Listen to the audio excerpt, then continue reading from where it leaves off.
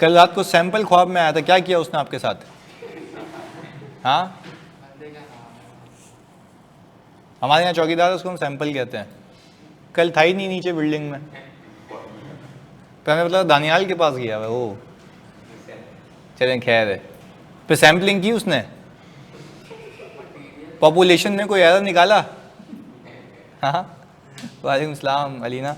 अच्छा भाई चलें खैर, एनीवेज सुने, अब हमने सो फार सैम्पलिंग शुरू की हुई थी और हमने शुरू किया था एक ऑर्डर्ड रिस्क की इक्वेशन से, जिसमें इनहेरेंट था, कंट्रोल था, फिर डिटेक्शन रिस्क था। फिर हमने मज़े से बड़ा अच्छे से डिटेक्शन रिस्क को डिफ़ाइन किया बिल्कुल एक यूनिक तरीके से। Miss statement is a detection risk, सही है। फिर डिटेक्शन रिस्क की भी दो किस्में थी, सैम्पलिंग रिस्क और नॉन सैम्पलिंग रिस्क। तो हमने ज़रा उस टेंजेंट पे उसको ले गए थे, सही है। हमें बात समझ, हमने बोला चलो भाई नए तरीके से हमने उसको देखा। अच्छा, अब फिर हमने उसके बाद कहानी को आगे बढ़ाया, फिर हमने मल्टीपल सवालात किए, फिर हमने ये देखा कि यार अगर मटीरियलिटी का मतलब होता है तो क्या होता है, परफॉर्मेंस मटीरियलिटी का मतलब क्या होता है, और परफॉर्मेंस मटीरियलिटी का मतलब होता है कि लोअर लेवल थ्रेशोल्ड को सेट करना जो हमारी प्लानिंग में, स्कोपिंग में काम आता है। 50% और 75% डिपेंडिंग अपॉन द रिस्क। अगर पहला साल है तो 50%, दूसरा साल है, पिछले हिस्टोरिकल मिस स्टेटमेंट्स नहीं तो 75% पे उसको लेके जा सकते हैं। ये जो लोअर लेवल थ्रेशोल्ड है मैं इसलिए निकाल रहा होता हूँ ताकि वो जो risk of undetected miss statements है उसको कम से कम किया जाए, ताकि कोई भी क्यूमुलेटिव मिस स्टेटमेंट्स चाहे वो एक्चुअल हो या प्रोजेक्टेड हो, वो इससे ऊपर जाएगी तो ये एक अंदेशा होता है कि आपने और काम करने की ज़रूरत है।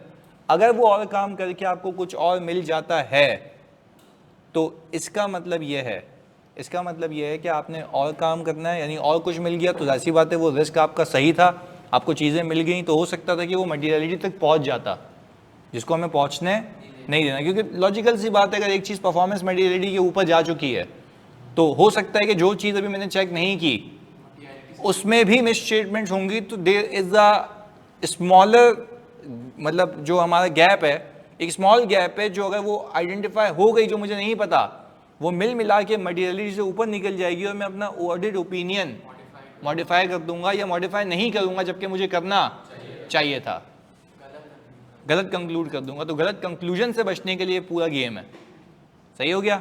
फिर हमने कहा था टॉलरेबल एरर क्या होता है, वो अकाउंट लेवल निकालते हैं और वो साइज के बेस पे होता है या रिस्क। आपने देखना होता है पिछले सालों में कितने एरर रहे हैं इसके अंदर, सही है। कंट्रोल्स के डिज़ाइन क्या है इसके अंदर, कंट्रोल्स ऑपरेट हो रहे हैं इफेक्टिवली या नहीं हो रही। मैंने लिख के भी दिया था उसमें स्लाइड में कि वो सारी चीज़ें हम कंसिडर करते हैं, बिल्कुल। तो अब जब हमने ये सारी चीज़ें कर ली, हमने एक सवाल भी कर लिया था बड़ा बेहतरीन था जिसके अंदर हमने सब एलोकेट करना सीख लिया था और फिर कंक्लूड किया था। कोई सवाल है?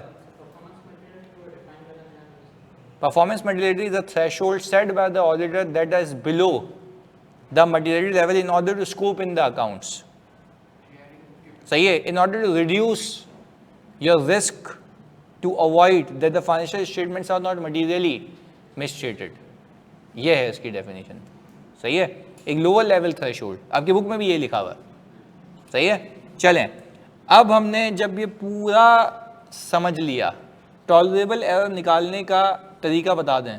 क्या पागल वागल हो गया है क्या? यही तो सिखाया था कि आप परफॉर्मेंस मटीरियलिटी के टोटल को एलोकेट कर दो, ना कि प्रोपोर्शनेट बेसिस पे बल्कि रिस्क के बेसिस पे, इसका इतना हिस्सा इसको, इतना हिस्सा इसको, दैट्स इट। यस, क्योंकि आप ये चाहते हो कि परफॉर्मेंस मटीरियलिटी से पहले तो इंडिविजुअल अकाउंट से उसके एरर ऊपर नहीं जाए, और अगर ऊपर चले भी गए तो फिर परफॉर्मेंस से ऊपर नहीं जाए। क्लियर है? आई थिंक ये हमारी थीम थी। चलें, okay. I think Abdul Qadir you need a consultant. Allocate कैसे करेंगे, बहुत कन्फ्यूजन है इसमें मुझे भाई। अबे यार अजीब बात कर रहा है। अगर मैंने 50 मिलियन की परफॉर्मेंस मटीरियलिटी निकाली है तो उसमें से 5 मिलियन अंदाजे से किसी एक को, 20 मिलियन किसी एक को, ऐसे कर करके आपने एलोकेट करना है रिस्क के बेस के ऊपर कि उसका कितना हिस्सा मैं एलोकेट कर सकता हूँ। सिंपल है, वो तो स्टैंडर्ड खुद कह रहा है, there is no guide, you just need to assess based on the risk. Abdul Qadir बात समझ आ रही है? अब इसका कोई फॉर्मूला थोड़ी ना है, जजमेंट है। हाँ भाई बोल रहा जवाद आजम खान जिला कह रहा है कि सर ये टोटल हेड्स कितने होते हैं जितने फाइनेंशियल स्टेटमेंट्स में, लाइन आइटम है, बैलेंस शीट और P&L, सही है भी, ओके। अच्छा एलिना ने जवाब दिया based on risk lower amount allocate उधर होगी जहाँ रिस्क ज़्यादा है, अनडिटेक्ट मिस स्टेटमेंट्स को अवॉइड करने के लिए। क्या अलीना बिल्कुल सही कह रही हैं, बिल्कुल सही कह रही हैं। चलें ओके सर, एलोकेशन का क्वेश्चन तो आ नहीं सकता पापा में, क्योंकि सबकी डिफरेंट जजमेंट्स होंगी और सोल्यूशन डिफरेंट होगा, हाँ इसलिए नहीं आ सकता। अमाउंट्स की एलोकेशन नहीं आ सकती, बट वो ये ज़रूर पूछ सकता है जैसे मैंने पूछा था कि इस पर लोअर एलोकेट होगा या, ये तो पूछ सकता है ना। इसमें हाँ देखो वो कंक्लूजन पूछ सकता है आपसे कि ये एलोकेट हो चुका था, ये एलोकेट हो चुका था। अच्छा यूं भी समझना है आपको, देखो एग्जामिनर आपको, देखो वो बिल्कुल सही कह रही है कि एग्जामिनर आपको एलोकेशन नहीं पूछेगा, या तो फिर एलोकेशन पूछेगा तो फिर तरीका बताएगा कि इस रेंज में से किसकी रेंज किसको एलोकेट की जाए, क्लियर है। तो फिर वो ऐसे जाएगा, क्योंकि हर फर्म की अपनी पॉलिसी होती है, मैकेनिज्म होता है, जजमेंट होता है। मैं I try to make some question out of it using my EY methodology और किसी और फर्म की भी, तो वो हम कर लेंगे कोशिश करने की, सही है। पर आप वो देखें वो सही कह रही है ना, इतना हायर जजमेंटल एरिया है कि आप कुछ अमाउंट दोगे, आप कुछ अमाउंट दोगे, तो वो सवाल जो पूछ सकता है रेलेवेंट वो ये होगा कि इस पे मैं हायर रखूं या, आई थिंक हमने सवाल भी किया ऐसा और आप लोगों ने भी मुझे बताया था हायर या लोअर। इसमें एक में कन्फ्यूजन थी PP वाले में, जिसको हमने फिर डिस्कस भी किया था यहाँ पे, सही है। अच्छा भाई, एंड कोई भी हेड में मिस स्टेटमेंट वो एलोकेटेड परफॉर्मेंस मटेरियलिटी से ऊपर नहीं जाने देंगे, एम आई राइट। भाई मैं अब नहीं रिपीट करूँगा, मैंने पूरी क्लास इसी पे लगाई है, वो भी 2 बार, तो it's preferable that if you go and again listen to the class वापस से, सही है ना। देखो अगेन गलत बात हो जाएगी ना यार, मतलब पूरी मतलब ज़िंदगी इस पे लगा देंगे क्या, पहले से ये बातें कर रहे हैं। सैम्पलिंग में से कोई 15-20 नंबर का सवाल आ सकता है भाई, बिल्कुल आ सकता है। सैम्पलिंग में सब्सटेंटिव नहीं डाल सकता, वो इवैल्यूएशन नहीं डाल सकता, रिपोर्ट नहीं डाल सकता, तो ये पूरा मिला के 15 से 18 नंबर का सवाल बना दे, उसका क्या जाता है भाई। और हमने भी तो यही सवाल किए थे, जो मैंने आपको यूनिक सवाल बना के दिया था कि इसमें आप रिपोर्टिंग तक लेके गए थे उसको, यानी आइजा 450 जिसमें इवैल्यूएशन और मिस स्टेटमेंट्स है, सैम्पलिंग 520 और रिपोर्ट 700 की सीरीज, ये तीनों चीज़ें साथ आ सकती हैं। इवन सब्सटेंटिव भी के बोले भाई अच्छा इस पे काम क्या करोगे, हो सकता है, कोई मसले वाली बात नहीं है। ओके सर, बुक में जनरल मटेरियलिटी परसेंटेज दी हुई है for guidance for each benchmark, क्या हमें वो यूज़ करनी है? यस यस बिल्कुल बिल्कुल बिल्कुल यूज़ करनी है। देखो वो तो इंडस्ट्री प्रैक्टिस है ना, आई थिंक रेवेन्यू का 1 से लेके 1.5% है, प्रॉफिट बिफोर टैक्स का 5% है, इक्विटी का 1% है, एसेट्स का 0.5 से 1% है, तो वो बेंचमार्क का आपने यूज़ करना है, क्योंकि जितना हायर बेंचमार्क होता है उतनी परसेंटेज कम होती है। यस नेचर पे डिपेंड करता है, हालात वाक़ियात पे डिपेंड करता है, वेयर वी आर डिपेंड करता है, सही हो गया। अच्छा एक नया बिजनेस खुला है, तो वो तो प्रॉफिटेबल नहीं होगा, लाइकलीहुड है, तो क्या हम फिर रेवेन्यू को बेस बना सकते हैं? बिल्कुल बना सकते हैं। NPO है, नॉट फॉर प्रॉफिट ऑर्गेनाइजेशन।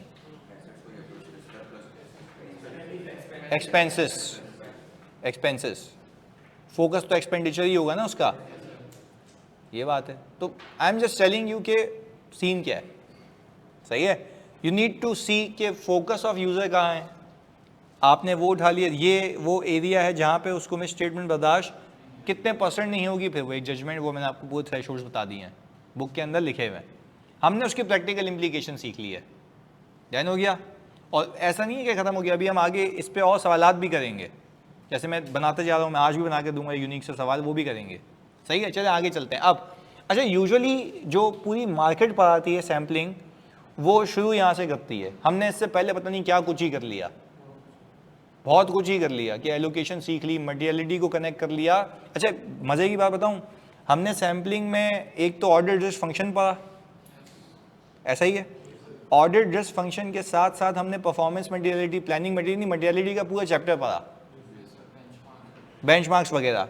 तीसरा हमने इवैल्यूएशन पढ़ी कि कंक्लूड कैसे करेंगे। अब मैं उसके कुछ थ्योरेटिकल पार्ट पे आके उसको प्रैक्टिकली जैसे लिंक करूंगा, चैप्टर खत्म हो जाएगा आज खत्म हो जाएगा। सही है, ओके आगे चलते हैं। अच्छा तो अब जरा इसको शुरुआत करते हैं। वो कहता है यार जब भी आप किसी एरिया में सैम्पलिंग करोगे ना, तो सैम्पलिंग भी एक सिलेक्शन टेक्निक है। एग्जाम्पल देता हूँ, आपने रिसीवेबल उठाया, रिसीवेबल में कुछ आपने small number of large value उठा ली है, वो अलग हो गया। हाई रिस्क उठा ली है, रिलेटेड पार्टी उठा ली है, क्या ये स्ट्रेटिफाइड हो गया? देन जो बच गया सैम्पलिंग, जो बच गया उसकी बात हो रही है, बचे कुचे की बात हो रही है, सैंपल जिस पे लगाना है। और वो तो बात हम कितनी बहस कर करके सीख चुके हैं, हमारे दिमाग में एक व्यू क्लियर है कि सैम्पलिंग में करता हूँ वहाँ से जो पॉपुलेशन रिप्रेजेंटेटिव हो, होमोजीनियस हो, ताकि रिजल्ट प्रोजेक्ट हो सके। इससे बड़ी एग्जाम्पल तो हो ही नहीं सकती जो कल सवाल किया था, इंपोर्ट वाले एनआरवी टेस्टिंग। अगर एनआरवी टेस्टिंग सबकी की है तो सब पे रिजल्ट प्रोजेक्ट हो सकता है? यस। अच्छा जो मेरे एक्सचेंज रेट के फ्लॉज हैं, क्या लोकल परचेजेस पे हो सकते हैं? तो population should be homogeneous representative, ताकि मैं ये कंक्लूड करूं कि अगर यहां इस सैंपल में ये मसला है तो पूरी पॉपुलेशन में भी ये मसला हो सकता है। अगर अबे एक है ही लोकल गुड्स जो इंपोर्ट ही नहीं की गई है, उस पर तुम ये इंपोर्ट के एरर्स प्रोजेक्ट कर सकते हो क्या? नहीं। तो this has to be representative. ध्यान हो गया? ऑनलाइन वाले बच्चों जल्दी बताओ, बात समझ आ रही है? हाँ जी। अच्छा भाई, वो सवाल क्या आया करीम खान का, सर पेपर्स में मटीरियलिटी बेंचमार्क पे कमेंट्स करने थे कि अप्रोप्रिएट है या नहीं, ये जस्टिफाई कैसे करेंगे? क्यों नहीं कर सकते?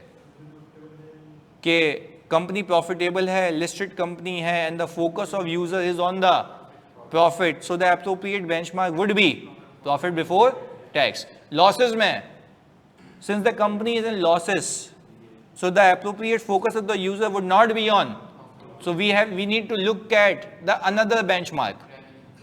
It can be revenue, profit before interest and tax पे भी जा सकते हो। अच्छा अब आपने एक फाइनेंसिंग स्ट्रक्चर देखा, आपको याद है अंडरस्टैंडिंग ऑफ एंटिटी में वो कहता है कि फाइनेंसिंग स्ट्रक्चर को समझो, how the entity is finance. Major अगर आपका लैंडर है, यानी डेट टू इक्विटी रेशियो में 80% का डेट है, तो आई थिंक मेजर यूजर तो कौन है? लैंडर्स है। तो I think the appropriate benchmark would be PBIT. Depend करता है ना कि गेम क्या चल रही है। चलें ओके, ये भी बात समझ आती है। तो कहने का मतलब है you need to look at the user, financial किसके लिए बनाए जा रहे हैं, बेंचमार्क किस पे फोकस कर रहा है, ये सारी चीज़ें। ओके चलें आगे चलते हैं। अब मैंने कहा अब हम बात कर रहे हैं उस एरिया की जहां पे बचा कुचा है, और जिस पॉपुलेशन में से, रेजिडुअल पॉपुलेशन में से मैं क्या करूंगा? सैम्पलिंग। और याद करना है, फिर अगेन रिपीट कर रहा हूं, सैम्पलिंग होगी होमोजीनियस से। अगर जो आपने रेजिडुअल पॉपुलेशन निकाली है उसकी भी कैरेक्टरिस्टिक्स अलग हैं, तो उसको भी आपको ब्रेक करना पड़ेगा ताकि उसके रिजल्ट को प्रोजेक्ट किया जा सके। अच्छा मैंने कहा भाई मुझे बताओ मैं सैम्पलिंग करते हुए अब क्या करूँगा, मेरे स्टेप्स क्या होंगे? तो उसने बोला सबसे पहले आप पर्पस और पॉपुलेशन को देखें। यार आई थिंक हमने ये किया हुआ है, लिखा हुआ है क्या? पहला देखो, डिटरमाइन द पर्पस एंड, अच्छा तो वैसे ही। अच्छा इसमें पर्पस में इसने एक और चीज़ भी डाली है, और उससे पहले मैं एक चीज़ बताता हूँ। वो कहता है सैम्पलिंग करने के लिए आपको पहले तहजीब और तमीज़ होनी चाहिए कि आप पहले अपने आप से ये सवाल करो कि why you are doing sampling, why, तभी तो पॉपुलेशन सही आएगी। एग्जाम्पल्स भी दिए मैंने, चलें वापस से देते थे। वापस से मैंने ये समझाने की कोशिश करता हूँ मैं, भाई मेरा मकसद ये है कि मुझे ये देखना है कि मेरे जो सेल्स रिटर्न है, मैं जिससे पूछूंगा वो बताएगा, मेरे जो सेल्स रिटर्न है, सेल्स रिटर्न, वो कंप्लीटली रिकॉर्ड हुए या नहीं हुए। ये क्या है? मेरा पर्पस, ये मेरा पर्पस है। और असर्शन कौन सी है? Completeness of sales return. चलो पर्पस आ गया, मान लिया। सही है जी, यहाँ पे लिखते भी हैं एक एक करके। मैंने कहा सर मेरा पर्पस ये है कि कंप्लीटनेस ऑफ सेल्स रिटर्न, यहाँ पे लिख लिया भाई कंप्लीटनेस ऑफ सेल्स रिटर्न, ये मेरा हो गया क्या भाई, पर्पस। हाँ भाई, पॉपुलेशन क्या होगी राणा साहब, कोई और नहीं बोलेगा, ये बोलेगा भी। हाँ बिल्कुल,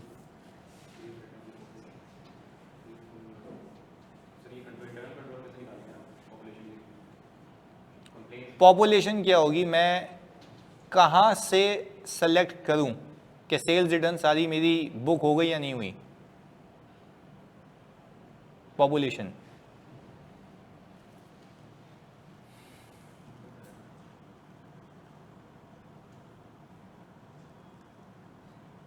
हाँ भाई,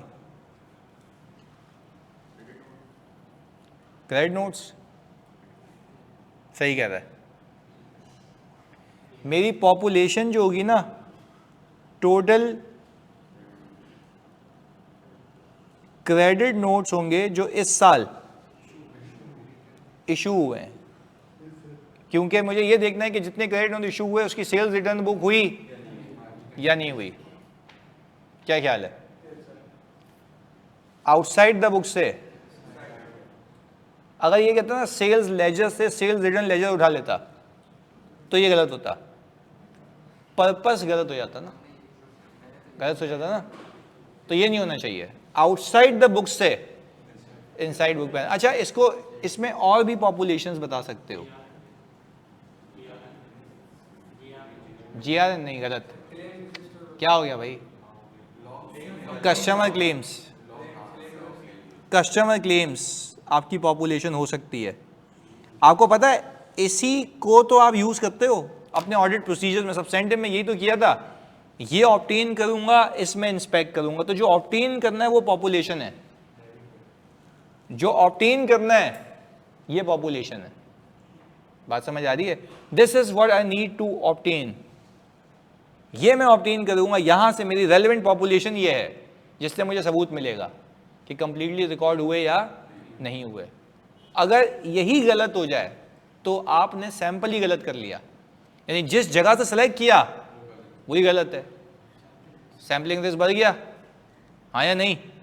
और इसको आप एक तरीके से नॉन सैम्पलिंग रिस्क भी कह सकते हो, क्योंकि आपने इफेक्टिवली सोच के काम नहीं किया, तो आपका डिटेक्शन रिस्क क्या होगा, तो आपका ऑडिट रिस्क ज़्यादा ही रहा, तो आपको वो जो अनडिटेक्टेड मिस स्टेटमेंट है वो नहीं मिलेगी, क्योंकि हो सकता है कि सेल्स रिटर्न कुछ हो जो बुक ना हुई हो और वो नहीं रहेगी क्योंकि आपको पता नहीं चल पाया। जी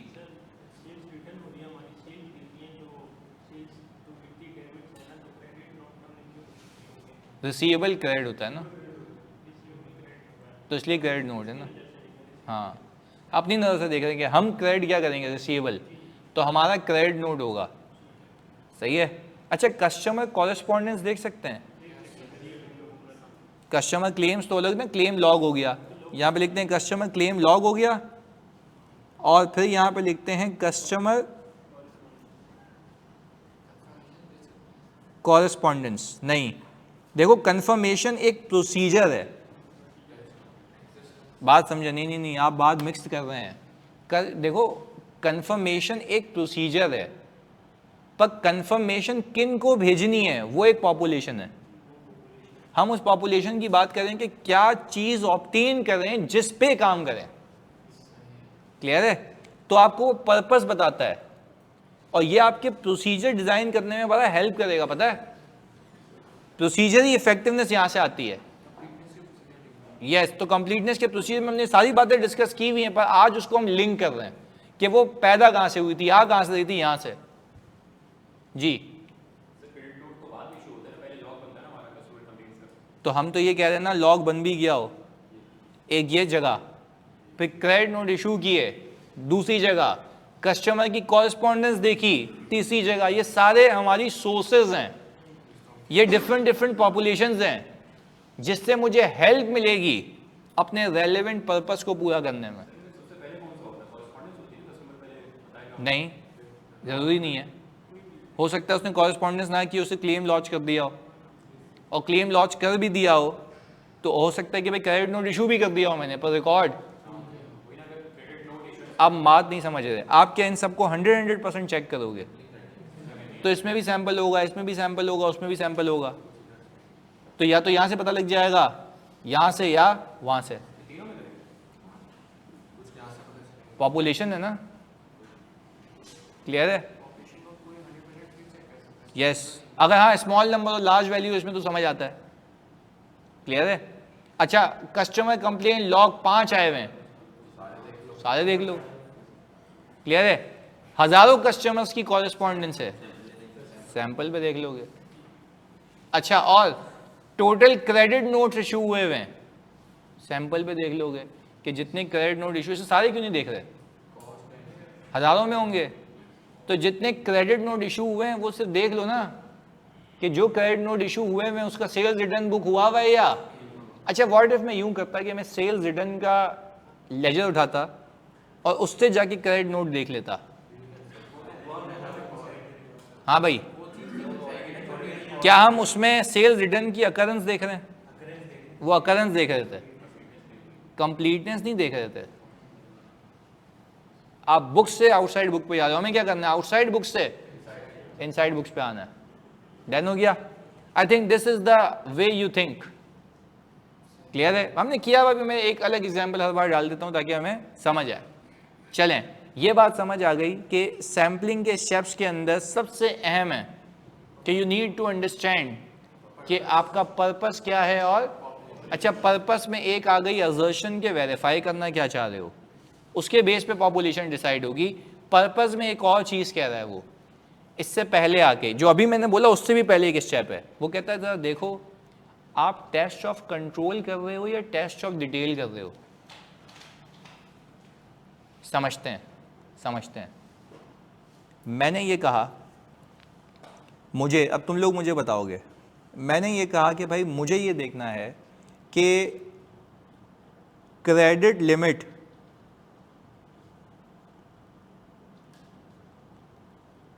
सेट होती है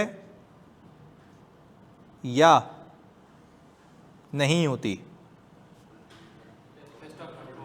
ये टेस्ट ऑफ कंट्रोल है, ये कंट्रोल है, मुझे इसको क्या करना है, टेस्ट करना है। सही है ना? देखो कंट्रोल का होना, अच्छा ये मेरा पर्पस है, ये मेरा क्या है, इस बात को बड़ी अहम है, आज की क्लास बहुत अहम है क्योंकि हम लिंक करेंगे पूरा इसको। हम बहुत प्रैक्टिकल सीख चुके हैं, आज हमें बुक से भी कनेक्ट करना है ना अपने आप को, ऐसा वहाँ में नहीं रह सकते था कि आपको कंटेंट भी तो होगा ना रिवाइज करने के लिए। सुने, मैं ये कह रहा हूँ, ये मेरा पर्पस है कि मुझे ये देखना है कि भाई क्रेडिट लिमिट सेट होती है या नहीं होती है। मैं गया इसके कंट्रोल के ऊपर, कंट्रोल ये लिखा हुआ है कि credit limit is set by credit officer. हाँ भाई, credit limit set by credit officer, क्या ये डिजाइन है? डिजाइन है। अभी इसको हमें करना है टेस्ट, सही है?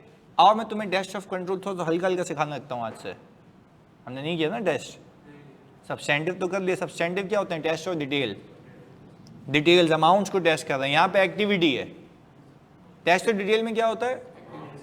अमाउंट्स, अमाउंट्स की वैलिडेशन होती है।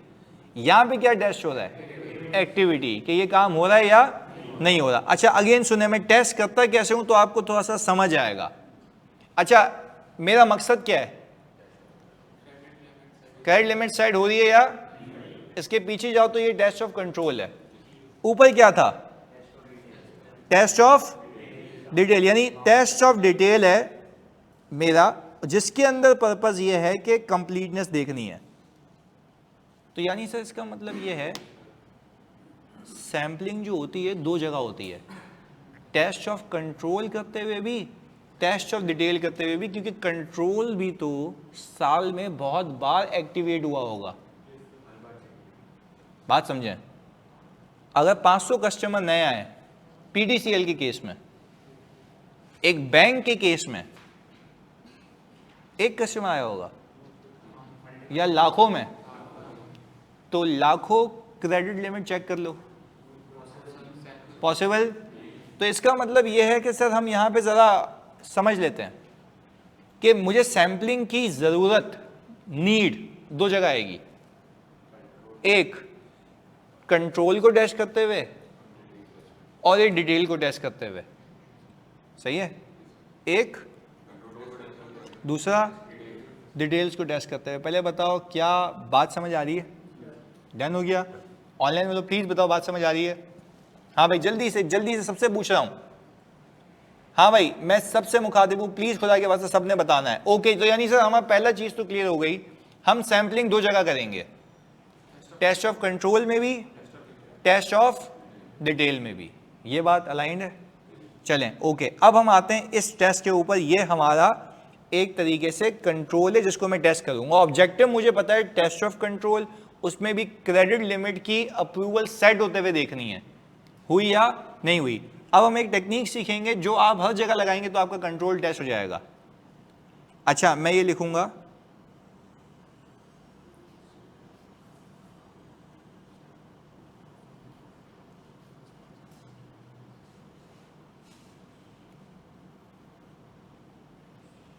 सैंपल ऑफ, ये जो डैश है ना यहां पे आएगी पॉपुलेशन,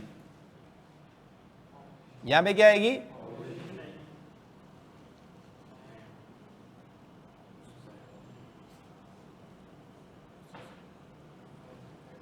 वेदर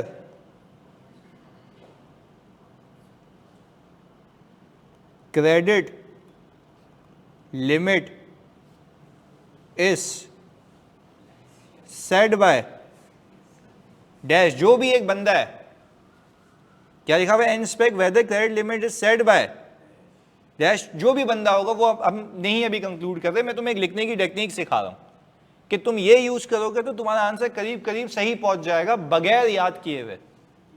वरना तुम अगर बुक खोल के देखोगे तो हमने कंट्रोल और डिजाइन पे तो बहुत बातें की हैं, उसमें हमने कंट्रोल्स देखे, उसके इम्पैक्ट्स देखे, उसकी रिकमेंडेशंस देखी, वो तो हम सीख चुके हैं। पर टेस्ट ऑफ कंट्रोल याद करने जाओगे तो जिंदगी तबाह हो जाएगी। तो I am not telling you कि आप उसको रीड ना करें, आप रीड करें, बट इस पैंतरे को यूज कर सकते हैं आप। अगेन मैंने क्या कहा कि मुझे ये चेक करना है कि क्रेडिट लिमिट सेट हो रही है या इसमें अमाउंट वेरीफाई कर रहा हूं या एक्टिविटी। अच्छा अगेन एक्टिविटी चेक करने के लिए you have to check something from XYZ population. तो मैंने क्या किया, मैंने कहा मैं सेलेक्ट करूंगा सैंपल ऑफ, किस चीज का सैंपल सेलेक्ट करूंगा तो वो पॉपुलेशन है, सही है? आगे and inspect whether credit limit set by dash % जो भी अभी लिखते हैं, by inspecting signature as evidence of approval। अच्छा अब सुनते हैं, अब आप मुझे बताएं, मैं सेलेक्ट करूंगा सैंपल यानी किस चीज का? क्रेडिट लिमिट चेक करना है,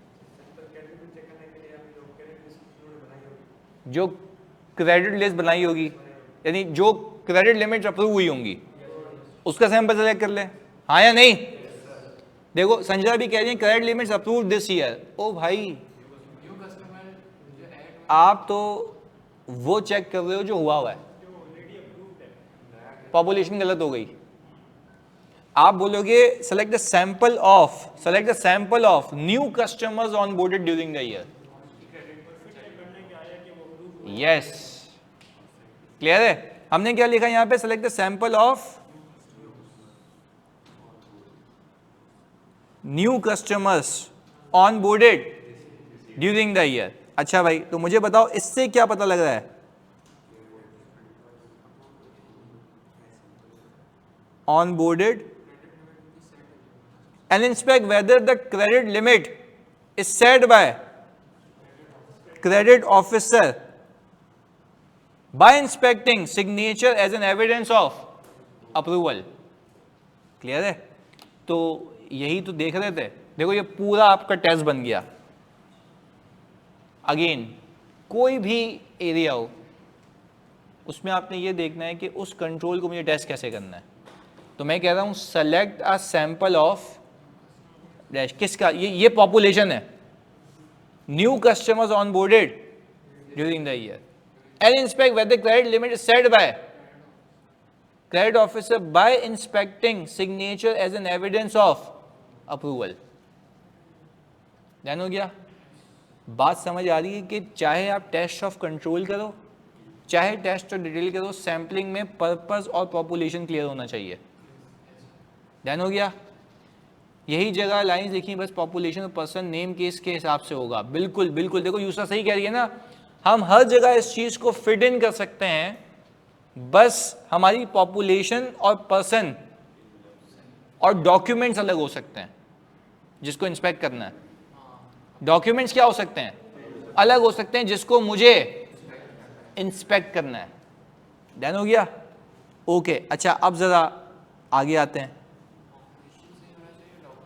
पॉपुलेशन और डॉक्यूमेंट सही होना चाहिए, बाकी तो कहानी सिंपल है। Select the sample of and inspect, जो सैंपल सेलेक्ट करना है और जो इंस्पेक्ट करना है वो दोनों लिखने बस। एक और एग्जांपल फेंकते हैं, एक और एग्जांपल, प्लीज सुनना, बड़ी अहम बात है इधर, जल्दी से। अच्छा, अब हम एग्जांपल ये बना रहे हैं कि आपको याद होगा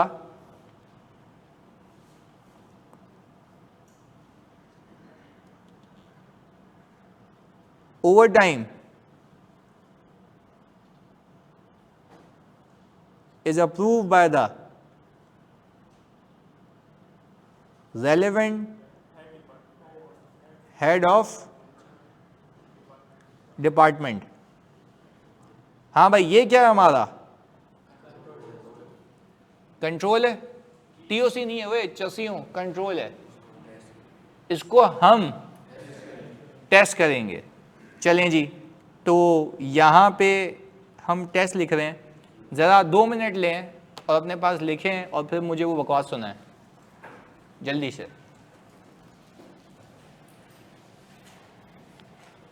ना अभी नहीं अली, ना अभी नहीं, अभी हम वहाँ पे पहुँचे नहीं हैं।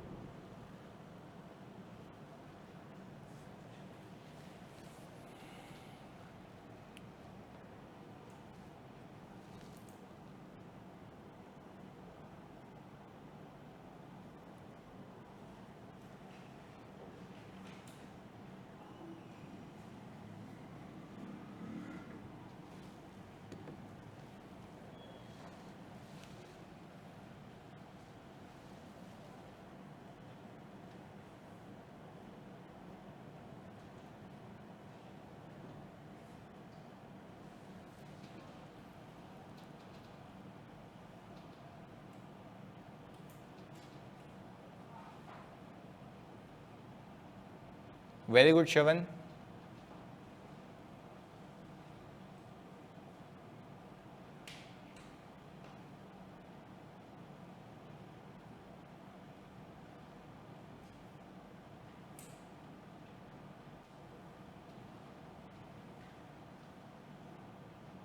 वेरी गुड नूर फातिमा।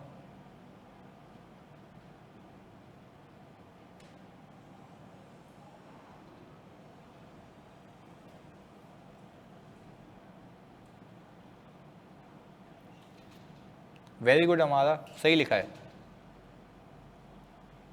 ओवर टाइम पेड नहीं भाई, गलत लिख दिया। ओवर टाइम पेड थोड़ी ना, ये तो पेमेंट चेक कर रहे हैं क्या हम? तो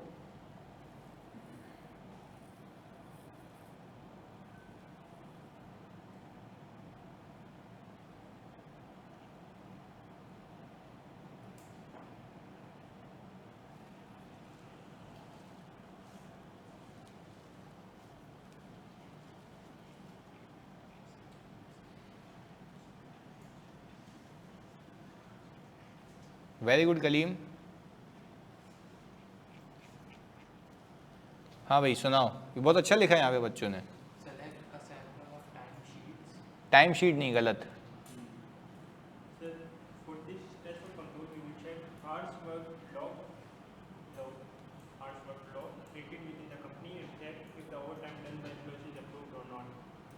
नहीं, तुमने ये नहीं बताया ना। देखो तुम वापस से रीड करो, मैं बताता हूँ इनको।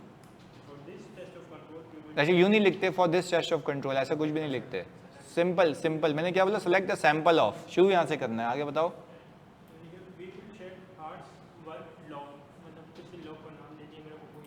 हाँ तो यही यही पॉइंट है ना, हम चेक करेंगे आवर्स वर्क लॉग्ड, यानी कहने का मतलब ये है कि आप जो आवर्स वर्क लॉग्ड है कैसे चेक करोगे, यही तो बताना है। आप बोलोगे चेक कर लेंगे, बट कैसे? सेलेक्ट करूँगा यहाँ से, उसको इंस्पेक्ट करूँगा, उसमें क्या इंस्पेक्ट करूँगा, ये प्रोसीजर होता है ना, टेस्ट होता है। Anyone else? जी नहीं, देखो टाइम इन टाइम आउट में क्यों लूँ? अच्छा देखो, अब मेरा मकसद समझना, मैं आपको बताता हूँ। देखो यहाँ पे बच्चे कह रहे हैं time in time out summary, मेरी बात समझें। आप मेरा मकसद नहीं समझे, मैं आपको क्लियर करूँ, आपके दिमाग में ऐसा नक्श होगा, आपकी सोच, आप बोलोगे आई लव यू सर। सुने, मैं ये कह रहा हूँ, मैंने आपको ये बोला है कि मैं टाइम इन टाइम आउट की एक्यूरेसी चेक कर रहा हूँ। आप मेरा मकसद नहीं समझे। देखो मेरा यहाँ पे कंट्रोल ये नहीं चेक कर रहा कि टाइम इन टाइम आउट सही कैप्चर हो रहा है नहीं हो रहा, ओवर टाइम कैलकुलेट सही हो रहा है नहीं हो रहा। नहीं मेरी समझिए मेरी बात आप। देखें दो तरीके के मसले हैं ना, एक तो ओवर टाइम कैलकुलेट सही ना होना एक अलग मामला है, और ओवर टाइम अप्रूव ना होना, बात समझ रहे हो? यस, हम अप्रूवल पे हैं। तो अगर मैं कंट्रोल ऐसा बनाऊं कि मुझे बताओ कि भाई जो टाइम इन टाइम आउट है वो ओवर टाइम एप्रोप्रिएट कैलकुलेट कर रहा है या नहीं कर रहा, तो वो कहानी कहीं और निकल जाती, उसका टेस्ट कुछ और होता। क्लियर है? तो कहने का मतलब यह है, कहने का मतलब यह है कि यहाँ पे आई am just looking at the approval कि ओवर टाइम जो भी है वो अप्रूव हुआ या नहीं हुआ। क्लियर है? मेरा अगर मकसद ये होता ना, मैं ये चेक करना चाहता कि ओवर टाइम कैलकुलेट हो रहा है या नहीं हो रहा सही तरीके से, तो मेरा टेस्ट कुछ और होता। हमारी डायरेक्शन यहाँ पे क्या होनी चाहिए? अप्रूवल चेक करना। तो आप मुझे ये बताते हैं कि मैं यहाँ पे ये लिखूं कि सेलेक्ट अ सैंपल ऑफ, बताओ भाई।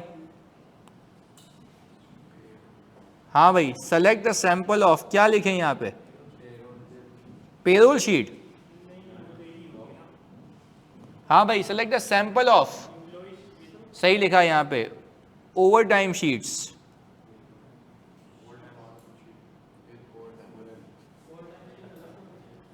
ओवर टाइम आवर शीट होगी ना, कि ओवर टाइम अलग होके जाएंगे ना सबमिट होने के लिए। मैं देखो अगेन कह रहा हूं, मैं ये नहीं चेक कर रहा कि ओवर टाइम कैलकुलेट सही हुआ या नहीं हुआ। कंट्रोल का मकसद देखो क्या है, over time is approve by the relevant head of department और नॉट। दो अलग अलग पंगे हैं। नहीं नहीं नहीं नहीं नहीं नहीं, देखो ओवर टाइम शीट 12 महीनों की होगी। यस,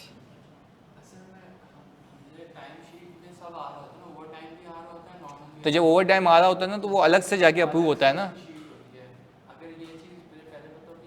हाँ तो यही तो सिखा रहे हैं। अच्छा सुनो, है इंटरेस्टिंग, बड़ा मजे का। और मैंने कहा था मैं वक्त आने पे सिखाऊंगा टेस्ट ऑफ कंट्रोल। वक्त है, सैम्पलिंग, सही है। एक मिनट, सॉरी तुम्हारी बात काट रहा हूँ, एक मिनट रुकना। दानियाल खान कह रहे हैं मैं यहाँ पे लिखता है एक्सेप्शन रिपोर्ट को सैंपल बेस पर पिक कर लेते हैं। यहाँ पे मैंने कोई आईटी कंट्रोल बताया है? अगर यहाँ पे ये लिखा होता ना कि पूरा सिनेरियो देता मैं आपको, मैं कहता कि ओवर टाइम की एक्सेप्शन रिपोर्ट जनरेट होती है और हेड के पास चली जाती है, तो हम यहाँ पे क्या करते हैं, select the sample of overtime sheet या exception reports for the overtime, तो वो पॉपुलेशन में आ सकती थी।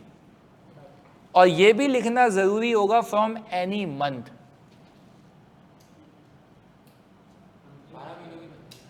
देखो महीने महीने की होगी ना जानी, तो फ्रॉम एनी मंथ ना, तो यहाँ पे क्या, select the sample of overtime sheet from any month या from any of the 12 month, यानी 12 महीनों में से आपने उठानी है ना। तो मैं क्या लिख रहा हूँ, select the sample of overtime sheet from any month, क्योंकि मंथली होगी। देखो इसको हम क्या कहते हैं कि फ्रीक्वेंसी क्या है कंट्रोल की, डेली होता है क्या या मंथली होता है? सही है, इसको यूं भी कह सकते हो, select the sample of monthly over time sheet, select the sample of monthly over time sheet. ये देखो यहाँ पे इसको सही करते हैं और आसान करते हैं, सेलेक्ट अ सैंपल फ्रॉम, क्या लिखा, सही है। अब क्या करेंगे, एंड वेदर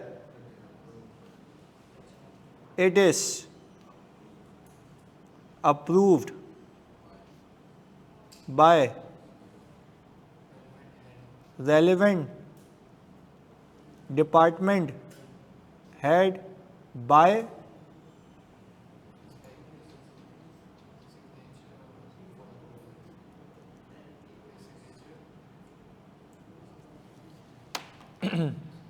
क्लियर है, डन है सर। ये जो हम मंथ सेलेक्ट करेंगे उसकी सैम्पलिंग भी रिस्क बेस होगी, यस।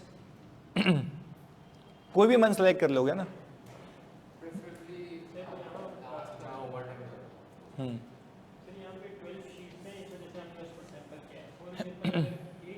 तो बस एक ही, हाँ तो भाई यहाँ पे सेलेक्ट नहीं करते सैंपल, हम बोलते हैं ऑप्टेन, नहीं हम बोलते हैं obtain overtime sheet and inspect, पे सैंपल होता ही नहीं। सही है, ये बात है। सर ऐसा नहीं हो सकता कि हर मंथ में से कुछ ना कुछ सेलेक्ट कर लें, तब भी तो लिख रहा हूँ सेलेक्ट अ सैंपल। अगर आप हर मंथ में से कुछ ना कुछ करना चाहते हो तो इसको यूँ लिखना, select the sample from each month over time sheet, ये लिखते हैं ना। भाई अगर आपकी चाहत ये है कि मैं हर मंथ में से कुछ ना कुछ सेलेक्ट करके देखना चाहती हूँ, तो आप क्या कहते हैं, सेलेक्ट करूँगा sample from monthly over time sheets हो जाता ही है, बात तो वही है, लिखने का तरीका नहीं तब्दील हो रहा। जी भाई,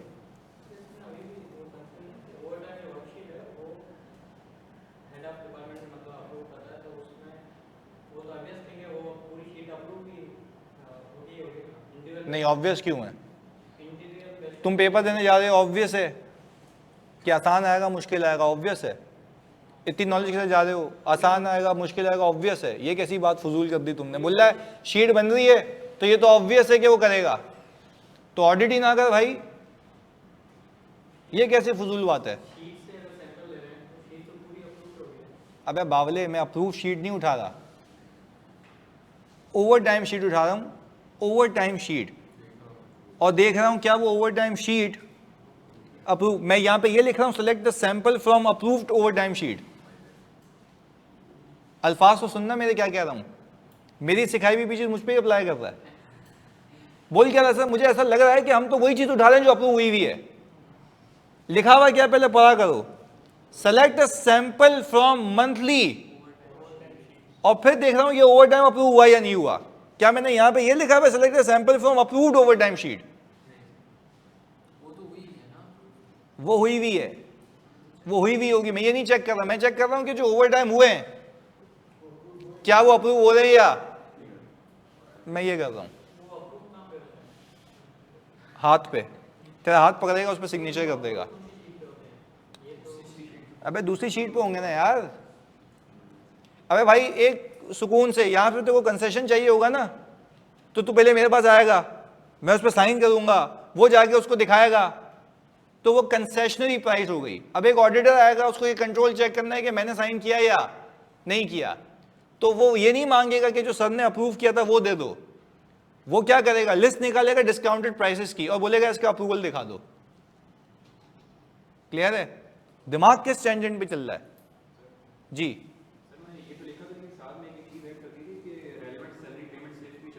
क्यों? वो मसला है भाई, रेलेवेंट पेमेंट चेक करना मेरा मसला है, वो तो तुम टेस्ट और डिटेल पे निकल गए। नहीं तो पेमेंट चेक करना मकसद ही नहीं है ना, गलत हो गया ना भाई। देखो यहाँ पे लिखा है कि भाई पेमेंट भी चेक कर रहा हूं मैं, क्या जरूरत है या हमसे यही नहीं हो रहा? बात है ना, हम पहले यहाँ अप्रूवल तो चेक कर लें, गलत हो जाएगा। देखो रिक्वायर्ड ही नहीं है ना, उसके मिल जाएंगे, पर वो कहेगा कि भाई ये तो यशा झटका लगा के आया था, इसने वहां तक कर लिया, आगे भी चेप दिया। हाँ अगर मेरा कंट्रोल ये होता, अगर मेरा कंट्रोल ये होता कि मुझे ये चेक करना है कि पेमेंट्स एक्यूरेट हो रही है नहीं हो रही हैं, तो फिर तुम करते वो बात, पर ये रेलेवेंट नहीं है सिचुएशन में। I think you guys needs further practice, right? आओ किसकी? वो कैलकुलेशन में आ गया ना, सही है, ओके।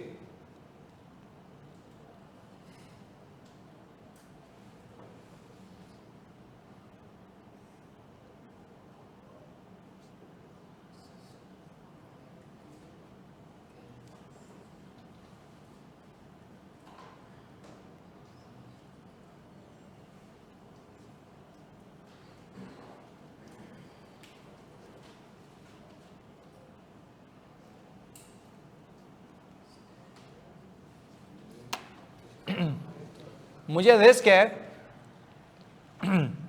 मुझे रिस्क है, आंखों में देखो इधर मेरी, उधर क्या देख रहे हो? मुझे राइटिंग समझ नहीं आएगी जब तक मैं पढ़ूंगा नहीं, तभी मैंने राइटिंग ही ऐसी की है कि बंदा कंटेंट को देखे ही नहीं, पहले मेरी बात सुने।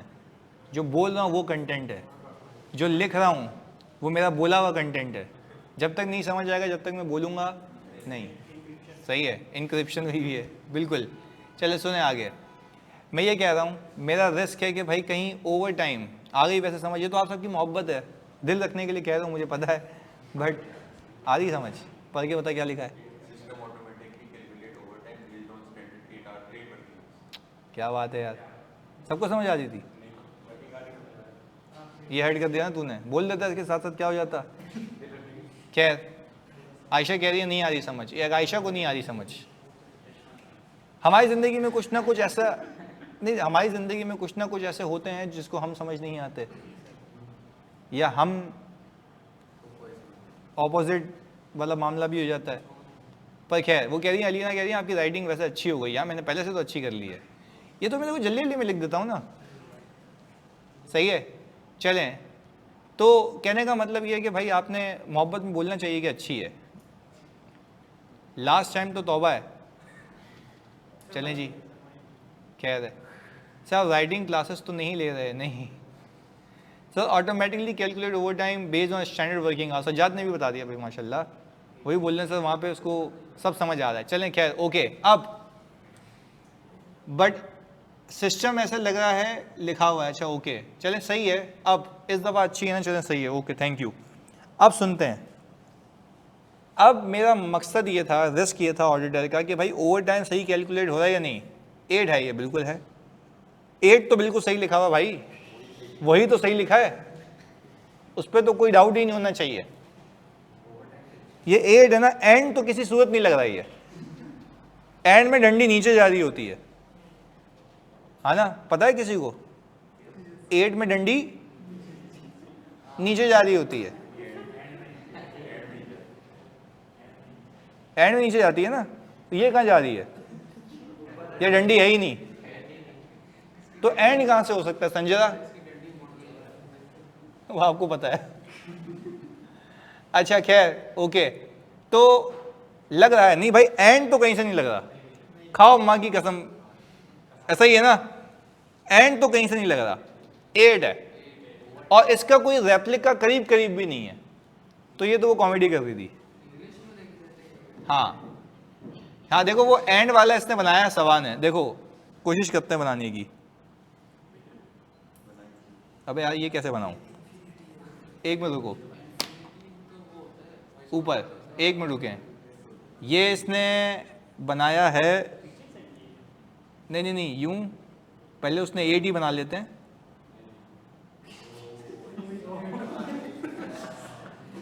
ये तो बिल्ली बन गई। एनीवेज, अबे बत्तख तुम्हारा बाप ने ऐसी बत्तख बनाई? अच्छा क्या, चलो ओके आगे। सही है, वो वाला दो चीज़ों को मिलाना नहीं था। चलें ओके ओके। एड लिखकर ये करा लो भाई, पहले एड लिखा, अब ये था ना, ये फिर बिल्ली बन गई।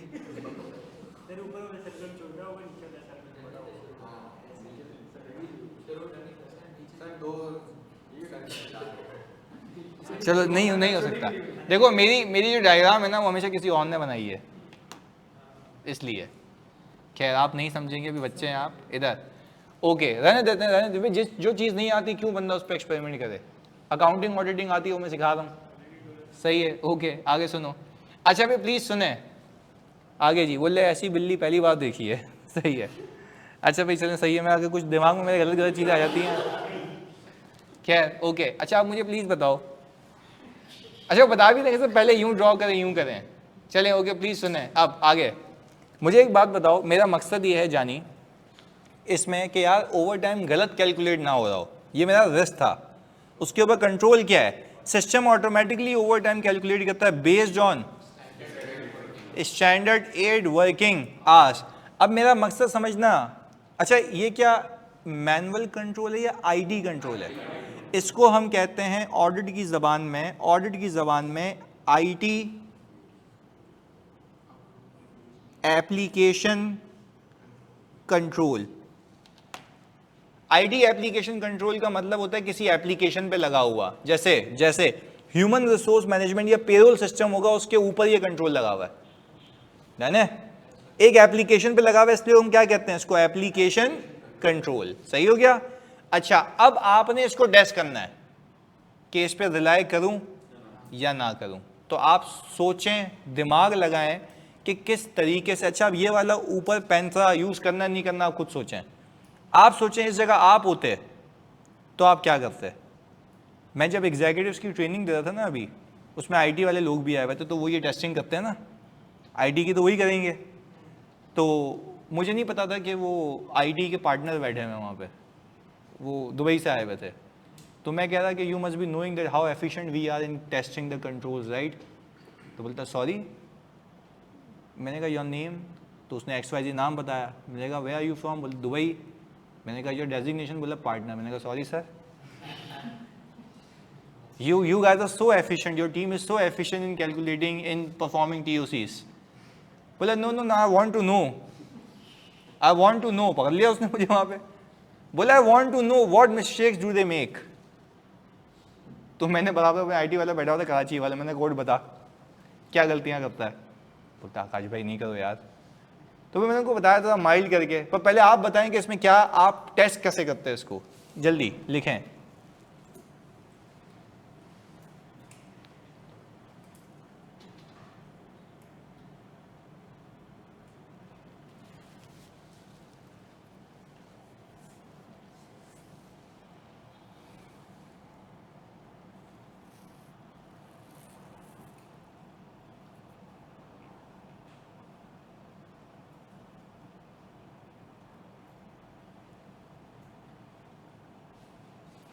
कलीम इनकम्प्लीट है।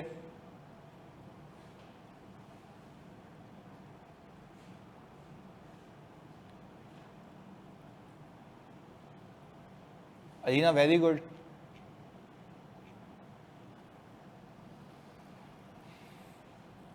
गलत शवन, शवन ने लेगा select the sample of overtime hour sheet and check whether it is approved. यहाँ पे अप्रूवल रिस्क है मेरा।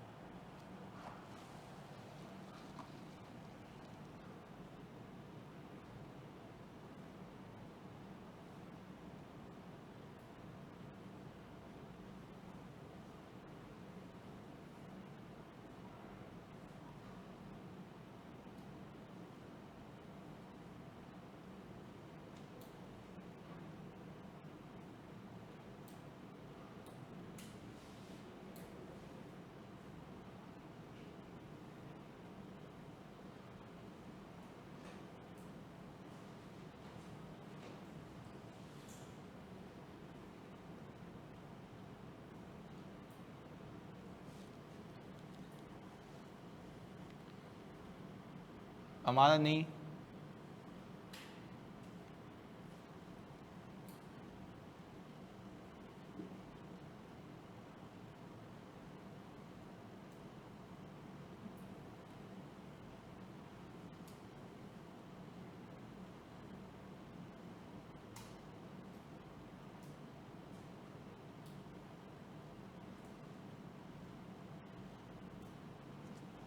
हाँ भाई डन।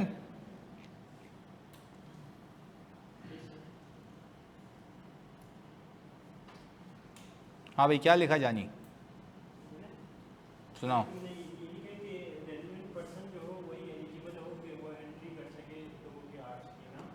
वापस वापस बताओ।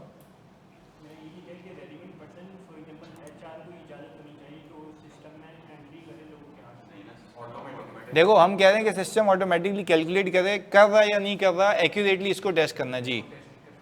हाँ कैसे लिखो, लिखा हुआ क्या है?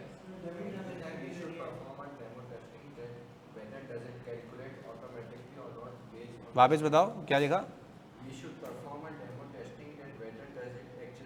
देखो इसमें लिखा हुआ है, इसने लिखा हुआ है कि we should perform a demo testing, how, ये तुमने नहीं लिखा। हाँ जी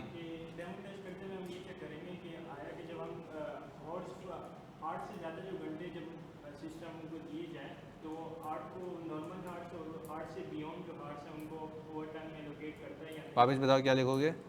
फॉर एग्जांपल 12 हार्स हमने सिस्टम में एंटर किए ना, हाँ तो 8 तो नॉर्मल हार्स को रिलेट कर देने चाहिए, और 8 से जो बियॉन्ड है यानी रिमेनिंग 4 हार्स को। पर इसको इंग्लिश में कैसे लिखेंगे? फिर इसमें मैंने लिखा है कि मैंने तो ये कर लिया था कि हम खुद इंटर करेंगे, दूसरा मैं बता रहा हूँ। सही है। Also check that while entering number of hours above 8 hours are allocated to, proper allocation of hours is done automatically by the application, that is 8 hours relates to normal hours and above 8 hours goes to overtime. अच्छा देखो एक तो मैंने ये लिखा, सुनो सुनो सुनो, मैंने क्या लिखा यहाँ पे, select the sample of employees, sample basis पे एम्प्लॉय उठाया मैंने, कंपेयर किए उसके approved attendance time records with the payroll outputs and independently recalculate किया overtime to confirm the system accurately computes overtime in accordance with the. अच्छा इसका simple मतलब क्या है पता है? मैंने मैंने मैंने सिंपल एक ये चीज़ की, सुनना, मैंने सिंपल एक चीज़ ये की, मैंने time in time out record उठाए पेरोल शीट से, टाइम इन, ये मैं सैंपल में भी नहीं करूँ, मैं 100% कर सकता हूँ कंप्यूटर के ज़रिए, सही है।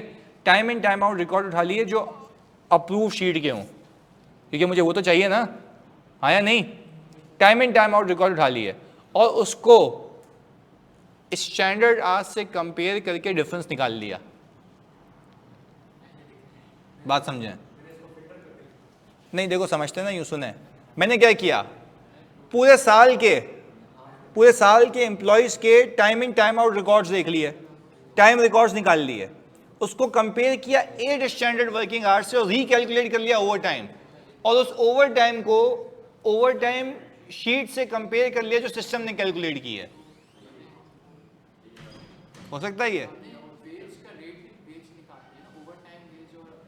नहीं वेज नहीं, आज की बात हो रही है बस। देखो मेरा मकसद क्या है, मैंने भी ये लिखा था, वेरी गुड, बिल्कुल सही है। अच्छा भाई वापस से देखो, सिंपल, मुझे चेक करना सिस्टम एक्यूरेटली काम कर रहा है या नहीं करना। पहला तरीका मैंने सिंपल एक काम ये किया, मैंने टाइम शीट उठाई जिसमें time in time out record आ रहे हैं, सही है, उसके वर्किंग आवर्स आ गए,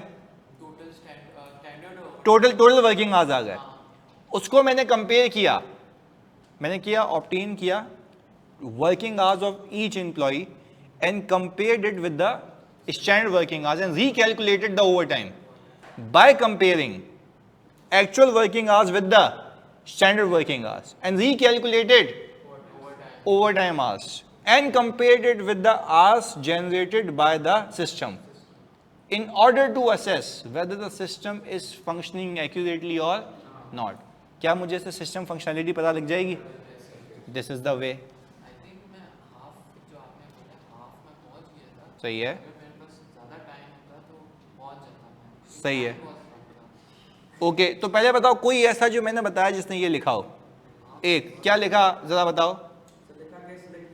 अच्छा एक सॉरी एक मिनट, यहाँ पे लिखा सर हम क्यों कैलकुलेट करें मैनुअली और उसको सिस्टम की कैलकुलेशन से कंपेयर करें। भाई एक मिनट, आपको पता कैसे लगेगा कि सिस्टम, देखो एक चीज है ना, मैं ये कह रहा हूं कि मैं सिस्टम 1 + 1 कर रहा है या दिस माइनस दिस कर रहा है, तो वो सिस्टम दिस माइनस दिस कर रहा है, तो आप सिस्टम के आउटपुट को अपने मैनुअल आउटपुट से रिकैलकुलेट करके ही मैच करोगे ना, हाँ या नहीं।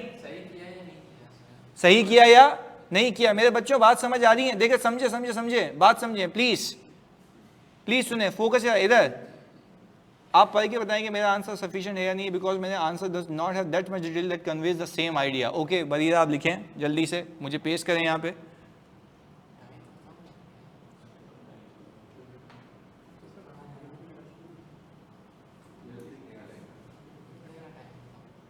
लिखने का टाइम खत्म हुआ है ना। अच्छा, manually enter the hours more than the standard working, अभी उस पर आते हैं, उस पर भी बताता हूं मैं आपको, उस पर भी बताता हूं मैं आपको। बरीरा लिखें जल्दी से।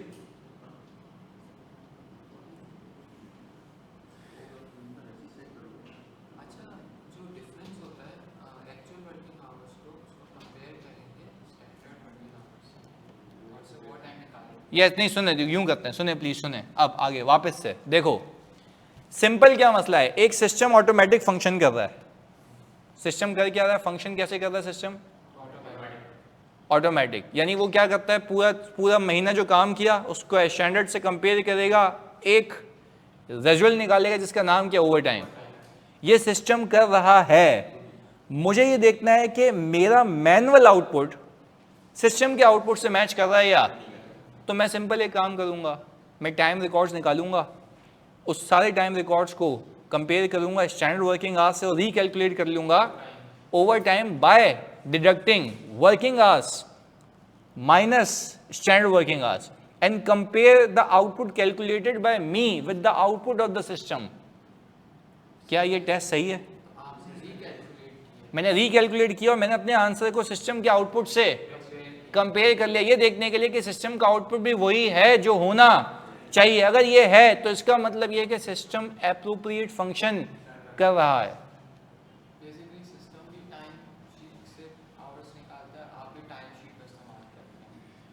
सिस्टम सुन लो, सुनो एक मिनट, सुनो छोटी फ्लाइट मेरी बात सुन।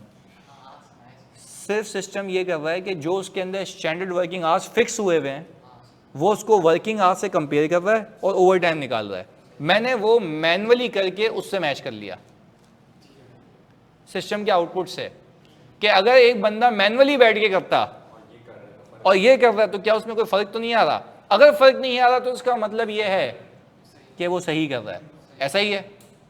ओके अच्छा, बरीना लिखा, देखो तुम बताओगे, select the sample of time in time out sheet and compare it with the over time log. गलत हो गया ना, पहले देखो आपको सिस्टम की फंक्शनैलिटी चेक करनी है, तो मैं आपको एक टेक्निक सिखा रहा हूँ। हाँ, ये मैं दावे से कहता हूँ कोई बता दे आपको, क्योंकि जब तक कोई प्रैक्टिकली करेगा नहीं उसको थोड़ी ना पता है।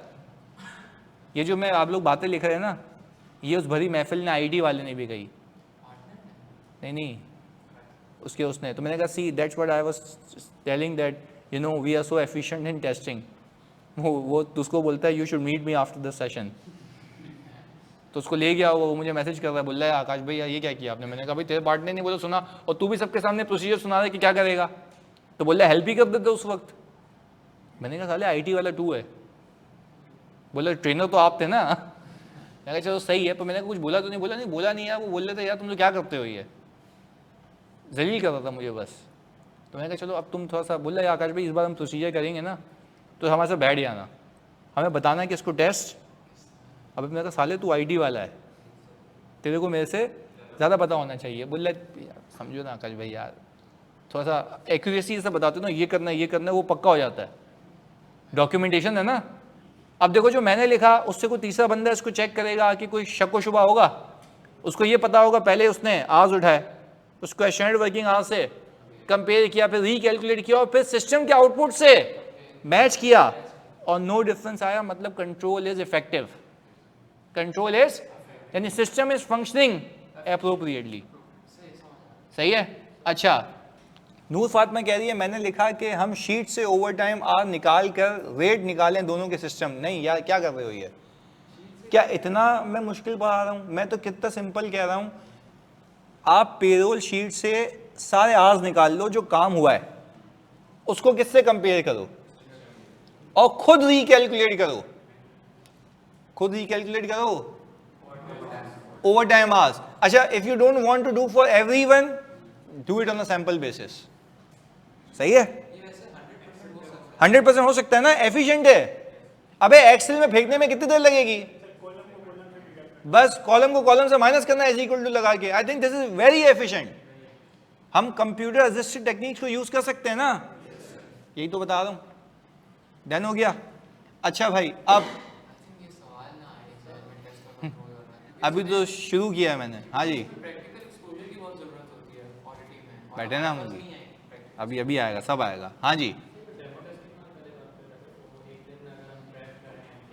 डेमो टेस्टिंग कैसे लिखेगा बताओ? यहाँ पे सबने डेमो टेस्टिंग लिखी है, जल्दी बताओ कैसे लिखेंगे। हाँ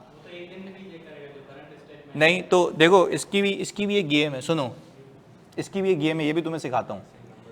सुनो सुनो सुनो, मैं क्लाइंट के पास गया, ये तुमने मिस किया ना तो तुम गए। ये मैं तुम्हें वो हुनर दे रहा हूँ जो तुम्हें आगे ज़िंदगी भर काम आना है। सुनो, देखो मैं क्लाइंट के पास गया, इसका सवाल क्या पता है मासूम का, ये बोला डेमो टेस्टिंग कर लें। कितने लोग ऐसे हैं यहाँ पे डमी टेस्टिंग पे विश्वास रखते हैं? क्या मतलब रखते हो, उसमें क्या बुरी बात है? घबराने की क्या बात है? रखते हो नहीं रखते? डेमी टेस्टिंग पे विश्वास रखते हो? ये डेमी टेस्टिंग का मतलब बताता हूँ, अजीब से मुंह नहीं बनाओ। डेमी टेस्टिंग का मतलब ये है कि मैं एक ट्रांजैक्शन डाल के देखूँ और देखूँ कि सिस्टम ने कैलकुलेट सही किया या नहीं किया। क्लियर है? वॉक थ्रू लाइक नहीं, गलत। टेस्टिंग है ये, वॉक थ्रू समझने के लिए होता है, अब ये परफॉर्म हो रहा है। ये तो ये भी कंट्रोल ही है, ये टेस्टिंग है, वो समझने के लिए होता है। वॉक थ्रू होता है समझने के लिए, चलता कैसे सिस्टम। अब ये टेस्टिंग है। अच्छा अब सुनना, अब देखो हमारा क्या कह रही है, वो तब के लिए होता है, आपका परसेप्शन ही गलत है, सारे बेवकूफ हो। सुनो, अबे मैं क्लाइंट के पास जाता हूं, सुन लो, वो क्या है, तुमने भी यही कहा ना, वो उस वक्त का सबूत दे रहा होगा, वो उस, मैंने एक तरीका ये सिखा दिया रीपरफॉर्म करने का। क्लियर है? एक तरीका ये सिखा दिया, किसका? रीपरफॉर्म करने का। डमी ट्रांजैक्शंस भी हो सकती हैं ऐड, मैं आपको सिखाता हूं कैसे, उसके लिए तमीज चाहिए, आओ सीखते हैं। वो कह रहे हैं, ये कह रही हैं कि सर डमी ट्रांजैक्शन तो सिर्फ उस वक्त का सबूत दे रही होगी।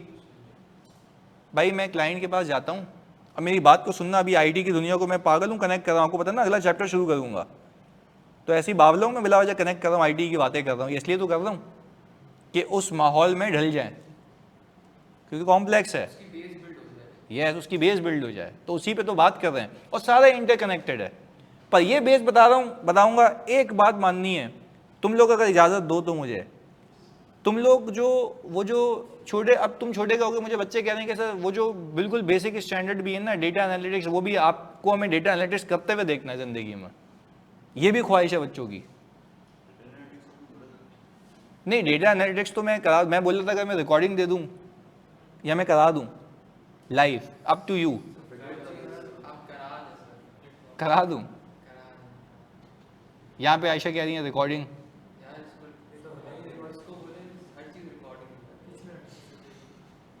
अच्छा फिर चलो यूं, मैं लाइव करा दूंगा, प्रॉमिस है मेरा। सही है? एक जो हमारा स्टैंडर्ड है बिल्कुल चुनना सा, जो कि एक्सपर्ट के जैसा ही है, इंटरनल ऑडिट का काम, वो कर लोगे? कि इंटरनल ऑडिट को यूज करूं या ना करूं, जैसे मैं एक्सपर्ट को यूज कर रहा होता हूं, बहुत डिटेल में कराया, वो कर लोगे? मैं सारी ख्वाहिशें पूरी कर रहा हूं सिवाय कुछ को हटा के। सही है? ये वो कर लेंगे, मैं डेटा एनालिटिक्स लाइव करा दूंगा। सही है? ओके हो गया? आईडी भी लाइव करा दूंगा। गिला शिकवा नहीं होना, शुरू से लेकर आखिर तक मोहब्बत से प्यार से एक एक प्रैक्टिस करा रहा हूँ। सही है भाई? चलो डन हो गया, ये एग्री कर लिया हमने। चलें अब देखो वो फैल गया, सस्टेनेबिलिटी पे क्वेश्चन मार्क आ रहा है, ये कर लेते हैं। ओके, अभी तक एक ही रिकॉर्डिंग की बात हुई है हमारी, कौन सा? Internal audit. ये अभी 2 दिन की छुट्टी आएगी, लेटे लेटे देख लेना, आराम से हो जाएगा, बहुत आसान है, मैंने बड़ा मज़े से पढ़ाया है, वो बिल्कुल प्रैक्टिस के साथ हो जाएगा। सही है भाई? ध्यान है? बाकी हम साथ साथ लेके चलेंगे। अच्छा एक बात बताओ, जैसे ये कह रहे हैं कि सर प्रैक्टिस कब शुरू होगी, तो अभी हम क्या कर रहे हैं? नहीं, ये क्या चल रहा है? और लाइव प्रैक्टिस है, ये प्रैक्टिस ही तो है, रोज सवाल नहीं आता क्या, प्रैक्टिस वो भी चलेगी। मतलब ये जब खत्म हो जाएगा फिर पूरा महीना भी प्रैक्टिस कराऊंगा। आप मुझे बोलो 180 सेशंस तो पढ़े में, वो तो हैं, उसके अलावा मैं यूनिक हर रोज बना रहा हूं। सही है, प्रैक्टिस चल रही है साथ। सही है, लास्ट मंथ वाला भी तब होगा ना जब लास्ट मंथ आएगा। 2 महीने बाकी हैं, 2 महीने या 1 महीना 25 दिन, यही है ना, बाकी है ना। तो still I have a question of 25 days before the last month starts. और मैंने तो, मेरे बारे में तो यही मशहूर है कि मैं तो कसम से आखिर दिन तक पढ़ाता हूँ प्रैक्टिस के लिए। आखिरी हफ्ते तक नहीं, पिछली बार मैंने मतलब आखिरी 30 तारीख तक मैंने क्लासेस ली थी, सिर्फ प्रैक्टिस कराई थी। और बच्चे बोल रहे थे पेपर वाले दिन भी, मैंने कहा भाई तुम्हारी मेहरबानी यार, बस। वो बोलते हैं रात को हमें रिवाइज कराओ, शक्ल देख के जानी है। हाँ तो यही ना, वो बोल रहे थे। पर खैर मैं हूँ साथ, मैं कह रहा हूँ ना आपको, मैं हूँ साथ, मैं आखिर तक साथ हूँ। आप टेंशन नहीं लें इस बात की, हम प्रैक्टिस अच्छे से कर रहे हैं। I try to cover up things. सही है, बहुत ही जल्द। अभी कुछ ही टॉपिक रह गए हैं हमारे, आप अपनी कोर्स ग्रिड देख सकते हैं आराम से। बड़े मामूली से टॉपिक रह गए हैं हमारे, वो भी हो जाएंगे। सिर्फ आईटी एक मसले वाला है, वो हम कर लेंगे। चलें, थैंक यू जी, लव यू जी, आगे सुनते चलें। अब कहानी क्या चल रही थी, डमी की। सही है, प्लीज सुनना, डमी टेस्टिंग की। तो इनका सवाल ये था कि सही तो उस वक्त का सबूत दे रहा होगा। मैं पता है क्लाइंट के पास जाता हूँ, मैं क्लाइंट से एक सवाल पूछता हूँ, ये बड़ी अहम बात है, फोकस करना आपने। मैं क्लाइंट से एक सवाल पूछता हूँ, क्या आपकी एप्लीकेशन की प्रोग्रामिंग में कोई चेंज आया? आपकी एप्लीकेशन जो पेरोल सिस्टम है उसमें क्या कोई चेंज आया प्रोग्रामिंग में? तो उसने बोला नहीं आया। उसने बोला तो ये एप्लीकेशन जैसे पहले दिन पे बिहेव कर रही थी वो आज भी, क्या मसला समझ आता है? पक्का? तो आप तो टेस्ट आज कर रहे हो, वही प्रोग्रामिंग। मैं इस पे भी यकीन नहीं करता, पता है, मैं लॉग देखता हूं कि सिस्टम में प्रोग्राम चेंजेस तो नहीं हुए, वो अलग है, वो सिस्टम चेंजेस, उसको हम कहते हैं जनरल कंट्रोल टेस्टिंग। क्या कहते हैं? कि प्रोग्रामिंग में चेंजेस तो नहीं हुए, वो सीखेंगे बाद में। मुझे मस्ती है ना, मुझे सीखना होता है। देखो अगर मैं ये कहूँ, देखो मैं बताता हूँ, एक हमारा इजी पैसा बैंक है ना, मेरे 6 साल पूरे हो गए तो फिर रोटेट होता है वो ना, फैमिलियरिटी की वजह से। तो अब वो AFF के पास चला गया, फर्गूसन के पास। तो फर्गूसन का मैनेजर आया, वो ACCA का होगा कोई। अच्छा, उसके साथ जो टीम आई थी सारे मेरे स्टूडेंट, उसका जो दूसरा असिस्टेंट मैनेजर था मेरा स्टूडेंट, सारे बच्चे बैठे हुए। मैं थोड़ा सा लेट एंटर हुआ क्लास के बाद, सलाम वलाम कर रहे सब। तो उसका मैनेजर ना यूँ बैठा हुआ, तो सलाम किया उसने, ये वो। तो मैंने बोला एनी इशूज़? वो ना, मैंने आपको बताया था ना कि हम प्री डिस्कस ऑडिटर को खत लिखते हैं, तो हमारी प्रोफेशनल ड्यूटी है कि हम उसको जवाब दें। तो वो वर्किंग पेपर रिव्यू करने आए हुए थे क्लाइंट की परमिशन के साथ, देखने आए थे कि हमने काम क्या किया था, अंडरस्टैंडिंग के लिए कि कोई इश्यूज तो नहीं है। तो अलाउड है, प्रोफेशनल ड्यूटी। टीम आई हुई थी पूरे, कोई 7-8 लोग थे। अच्छा, तो उसने मुझसे सवाल पूछा, मैंने बोला यार हुज़ैफा बैठा हुआ था, मेरी टीम का पार्ट था। तो मैंने उससे पूछा कि हाँ भाई एनीथिंग, एनी इशू सो फार, आपको सही समझ आ रहा है, कोई चीज़ इशू है तो मुझे बताएं। मैं तो मतलब अच्छे से, वरना मैं चाहता तो कटा देता, खुद देख ले भाई, समझ ले फाइल, तू भी तो ऑडिटर है ना। मैंने गुड गैस्चर, मैंने बोला भाई आओ मैं आपको पूछता हूँ कि भाई क्या मसला है, कोई इशू तो नहीं है? बोला हाँ यार एक IT में इशू है। मैंने उसको देखा, मैंने कहा आप पूछें क्या इशू है? तो बोल रहा है कि कौन कौन से बिजनेस प्रोसेस पे कौन कौन सी एप्लीकेशन है। मैंने उसको तोते के साथ सारे बता दिए। अच्छा, फिर मैंने बोला आप जिस तरफ से जा रहे हैं ना वो रिस्क असेसमेंट का तरीका ही गलत है। मैंने कहा आपको ये मुझसे पूछना चाहिए कि ये सारी एप्लीकेशन आपस में इंटीग्रेटेड है या नहीं है, इस एप्लीकेशन की प्रोसेसिंग GL में कैसे जा रही है? तो उसके सारे बच्चे देख रहे, तो बोल रहा है कि नहीं वो तो मैं बिजनेस। मैंने कहा देखें आपका सवाल मैंने निगेट किया? बोले नहीं। जिस तरीके से उसने पूछा ना कि अच्छा आप जो आपकी IT टीम है ना वो ये नहीं बता पा रही है, मैंने कहा इस क्लाइंट का बाप मैं हूँ, मुझसे पूछेंगे आप। बोले नहीं वो तो IT वाले करते हैं ना। मैंने कहा मैंने आपको क्या कहा, मुझसे पूछेंगे, I am the responsible one. IT वाले करे या ना करे मुझे आना चाहिए। आपने ये कैसे कंक्लूड किया कि आईटी वाले को नहीं आता तो नहीं हुआ होगा? मैंने कहा आप रिस्क पे पहुंचे। रिस्क आपका ये है कि payroll system, loan management system GL से लिंक है या नहीं है। ऐसा तो नहीं है यहाँ प्रोसेस कुछ हो रहा है, जीएल में कुछ और ज़्यादा है। इंटीग्रेशन पे बात करो। मैंने कहा चलो सही है, मैं बैठ गया चेयर लगा के ना। मैंने कहा अच्छा आप मुझे बताते हैं क्या? मैंने उसका इंटरव्यू शुरू कर दिया। मैंने कहा ताकि वो लेवल पे आ जाए और मेरे बच्चों को तंग ना करे। फिर मैंने उसको पूछा, हाँ ये फॉरेंसिक ऑडिट के लिए बहुत मशहूर है, इसलिए बिल्कुल सही कह रहा है वो, आगे सुनो। तो फिर मैंने उससे पूछा मुझे एक बात बताओ, आप जो बैंकिंग देखते हो इजी पैसा की, उसमें कौन कौन सी क्लास ऑफ ट्रांजैक्शंस होती हैं, कहाँ कहाँ से इनकम आती है? तो बोल रहा है कि यार वो मतलब वो ट्रांजैक्शंस होती है ना। मैंने कहा नहीं देखें, you need to understand from which sources easy पैसा इज अर्निंग इनकम। आपने बोला ना कौन सा सॉफ्टवेयर है, मैंने कहा एरिक्सन है।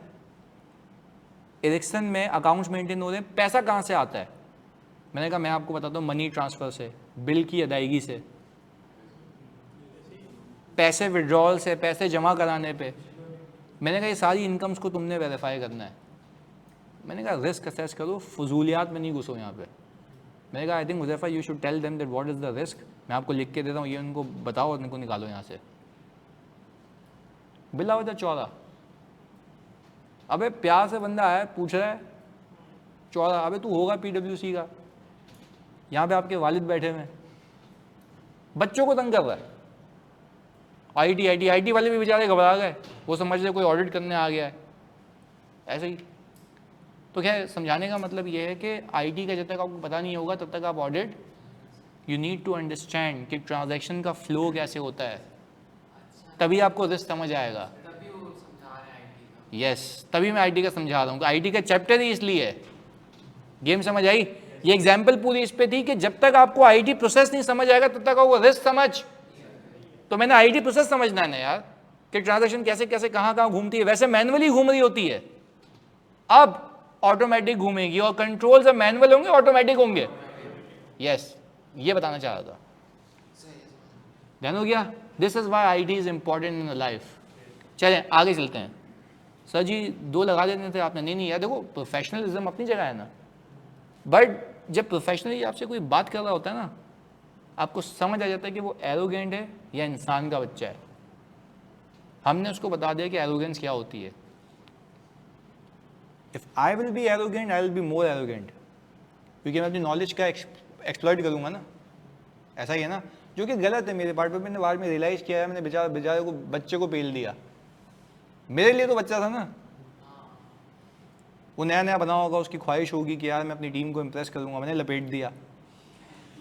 लपेटा इसलिए क्योंकि वो बच्चों पे भरम चला रहा था, और जो वो इविल स्माइल होती है ना वो दे रहा था। मैंने दिमाग में लोड कर ली थी गन। मैंने कहा उसको तो बता के भेजना है यहाँ से कि बाप बाप होता है। सही है? तो आई थिंक आप जाते हो किसी के पास ऐसा मेहमान, तमीज़ से पूछो भाई, वो हेल्प करेगा आपकी। मैं तो सारा हेल्प करने गया था, वो साला यार एक्चुअली आईटी में अभी भी इशू है। अब मैंने कहा आईटी में इशू है, साले ज़िंदगी भर आईटी में लगा दी हमने सीख सीख के, आईटी में इशू है। हमने सबसे ज़्यादा फोकस ही किस पे किया? आईटी पे। रिस्क ही वहाँ था। बैंक में क्या ही रिस्क है? आईटी एप्लीकेशंस कैसे वर्कआउट हो रही हैं। चलें, अब मुझे वो आपसे भी छोटे थे, हाँ मतलब जाहिर सी बात है छोटा था मुझसे वो, बट अगेन मैं कह रहा हूँ ना कि मेरी गलती है कि मुझे ऐसा नहीं करना चाहिए था।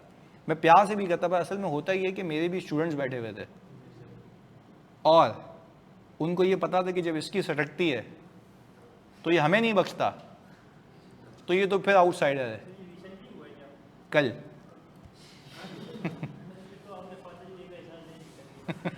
मतलब फादर्स डे का हिसाब हो गया होगा। चलें, वो वही मैं कह रहा हूँ। मैंने फिर समझाया। मैंने कहा यार देखें आप रिस्क पे गाँव पे, मैंने जानबूझ के, हमारे टीम्स का सॉफ्टवेयर होता है ना, मैं अपने ऑफिस में गया क्यूबिकल में, मैंने उसको कॉल की हुज़ैफा को ना, मैंने कहा tell them focus on the risk and don't focus on the foolish things यार।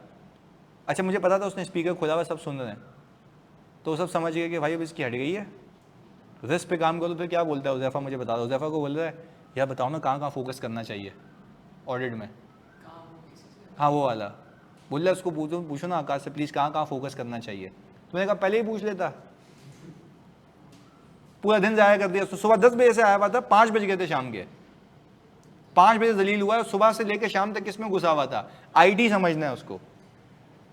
मैंने उसको 15 मिनट में समझा दिया कि रिस्क कहाँ होता है। बोला नहीं यार वो एक्सप्लेन। मैंने कहा भाई तो कोचिंग थोड़ी ना ये, तू पढ़ा लिखा है, तू खुद समझ फाइल। मैंने कहा ये डॉक्यूमेंटेशन हुई है, ये अकाउंट है, इसके ऊपर ये एप्लीकेशन है, ये प्रोसेस पूरा डॉक्यूमेंट हुआ हुआ है, उसके ऊपर कंट्रोल्स आ रहे हैं, समझ भाई।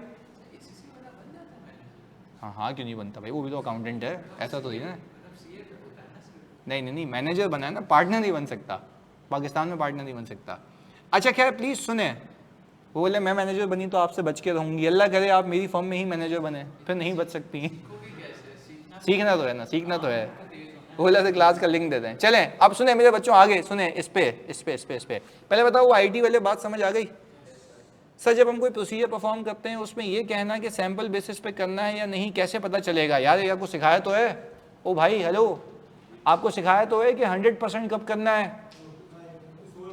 स्मॉल वैल्यू मतलब large number, small number of large values, high risk, cost effective.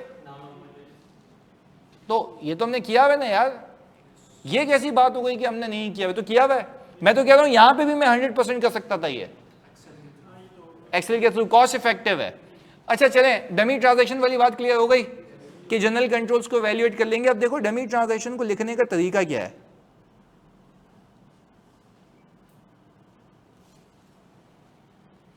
Select the sample of employees, compare, approve attendance time records.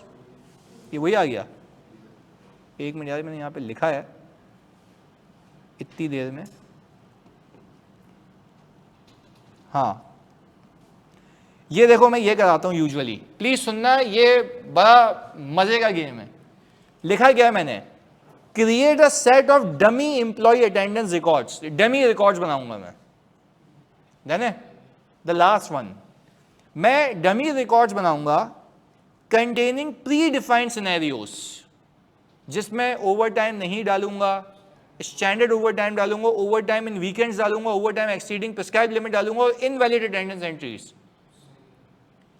ये मल्टीपल केसेस डाल दिए मैंने, सिर्फ ये नहीं किया कि आज ऊपर डाल दिए।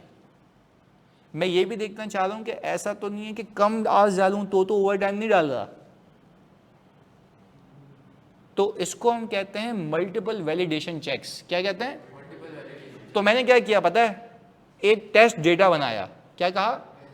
टेस्ट डेटा, जो मैं सिस्टम में फीड करूंगा बैकएंड पे। उसमें क्या क्या किया मैंने एक में ओवर टाइम नहीं डाल दिया, एक में ओवर टाइम डाल दिया, ओवर टाइम ऑन वीकेंड्स तुम लोग अपने लिए इसको भी हटा दो, तुम्हारे लिए यही रेलेवेंट है, सिर्फ यहां तक रखते हैं इसको। आ जाओ, मैंने एक टेस्ट डेटा बनाया। टेस्ट डेटा में क्या क्या किया, जो सॉफ्टवेयर में पैरामीटर्स डले हुए हैं, एम्प्लॉय आईडी, नेम, आवर्स। मैंने क्या किया, स्टैंडर्ड वर्किंग आवर्स नहीं डाले। मैंने क्या किए, मैंने किसी में कम आवर डाले, किसी में और ज़्यादा डाले। अब मैंने वो टेस्ट डेटा को उठाया और सिस्टम में टेस्ट डाल दिया। टेस्ट, हाँ, तो जिसमें कुछ ट्रू आएगा कुछ फॉल्स आएगा। देखो आगे क्या लिखा हुआ है, process the test data through the payroll application, compare the system generated overtime hours and overtime pay with the auditor's expected results to verify the application calculates overtime accurately, applies the configured rules. देखो ये होता है test data. बच्चे लिखते हैं dummy transaction डाल दूंगा। अबे डमी ट्रांजैक्शन डालेगा तो उसमें पहले डेटा क्या बनाएगा? बात समझ आ रही है? तो यानी मैंने पता है क्या किया, मैंने सैंपल पे मैंने क्या किया, 5 एम्प्लॉय उठाए, वो नहीं जो ऑलरेडी मतलब रिकॉर्डेड है। मैं बोल रहा हूं अलग से डेटा बना रहा हूं मैं, गोश एम्प्लॉय नहीं, एम्प्लॉय मैंने वही डाले जो सिस्टम में हैं। सही है, मैंने से सिस्टम की फंक्शनैलिटी चेक करनी है। हाँ, तो उसके लिए क्या करूंगा, मैंने एक टेस्ट डेटा बनाया एज इफ, इसको देखो क्लियर कैसे करता हूं, एज इफ कि आज कोई टाइम इन टाइम आउट कर रहा है। समझे? मैं टेस्ट डेटा बनाया मैंने जैसे एज इफ कि आज कोई टाइम इन टाइम आउट कर रहा है, उस पॉइंट पे डेटा बनाया। उस जो काम हर मंथ के आखिर में सिस्टम करता है उससे कैप्चर करके मैंने वो कैप्चर डेटा बना दिया। सही है, नाम लिखे, एम्प्लॉय आईडी लिखी, आज कम लिखे, आज ज्यादा लिखे और ज्यादा लिखे, वो डमी ट्रांजैक्शन, वो टेस्ट डेटा सिस्टम में प्रोसेस करने के लिए डाल दिया, उस पॉइंट से जहां से वो कैप्चर करता है, उस पॉइंट से जहां पे वो, अब मेरी एक्सपेक्टेशन क्या है कि वो कम वाले पे ओवर टाइम नहीं निकालेगा, ज्यादा वाले पे ओवर टाइम आगे पढ़ते हैं इसको, ताकि मुझे तसल्ली हो। सुनो क्या लिखा हुआ है, प्रोसेस द टेस्ट डेटा। अब प्रोसेस करा रहा हूं ना उस पॉइंट से जहां से वो प्रोसेसिंग करता है, टाइम इन टाइम आउट के बाद, टाइम इन टाइम आउट के बाद, वही कर रहा हूं ना। तो टेस्ट डेटा बनाना भी तो आना चाहिए ना। आगे देखो, process the test data through the payroll application and compare the system generated overtime hours and overtime pay with the auditors। मेरी एक्सपेक्टेड रिजल्ट ये थे कि इसके नहीं आएगा, इस पे आएगा, वही तो कर रहा हूं। अब बताओ डमी ट्रांजैक्शन की तमीज तहजीब आई। You need to tell the example. Highly likely है, मैं आपको लिख के दे रहा हूं आज, हाईली लाइकली है कि इस बार वो टेस्ट डेटा का सवाल पूछेगा और वो बोलेगा बताओ how to develop a test data for IT testing. तो उसके लिए घबराना नहीं है, अभी हम जिंदा हैं, हम करेंगे। सही है, गेम समझ आई? ये तुम्हें किसी का बाप बता दे मैं यहां बैठा हूं, ये प्रैक्टिकली होता है। अच्छा अब मुझे बताओ, जो बचपन में हम सीखते हैं या बेसिक सीखते हैं कि मैं डमी ट्रांजैक्शन डाल दूंगा, अबे डमी ट्रांजैक्शन में डालेंगे क्या, वो टेस्ट डेटा है। क्लियर है? सिस्टम की फंक्शनैलिटी चेक हो रही है हर एंगल से, कम पे भी, और मैं इसको किससे कंपेयर कर रहा हूं, अपनी एक्सपेक्टेशन से। आप यकीन करो इतना दिल से पढ़ा है मैंने सिर्फ आज स्टेप्स इन सैम्पलिंग की पर्पस और पॉपुलेशन पे रह गया, पर्पस और पॉपुलेशन पे। पर अच्छी चीज ये हुई कि टेस्ट ऑफ कंट्रोल शुरू कर दिया, तो वो एंगल भी तो है ना। क्या ख्याल है? सारे एंगल्स को कवर कर रहे हैं। जी जानी, अभी भी कुछ बच गया?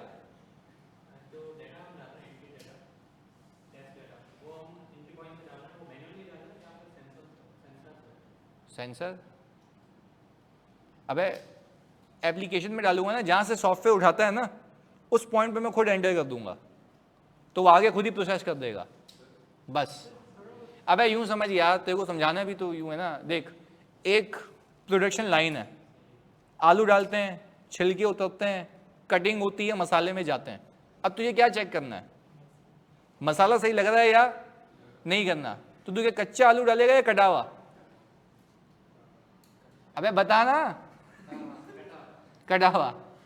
तो वो जो कटा हुआ आलू डालेगा ना, तो किस एंट्री पॉइंट पे, सुनते सुनते जल्दी बताओ, अब जो तू कटा हुआ आलू डालेगा वो किस एंट्री पॉइंट पे डालेगा? शुरू वाले में नहीं, सेकंड वाले गलत कह रहा है, थर्ड वाले में, कटने के बाद। क्लियर है? पक्का?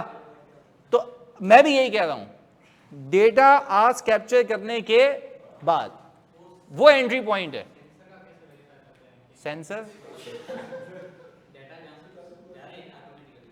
अबे तो भाई डेटा पॉइंट्स होते हैं ना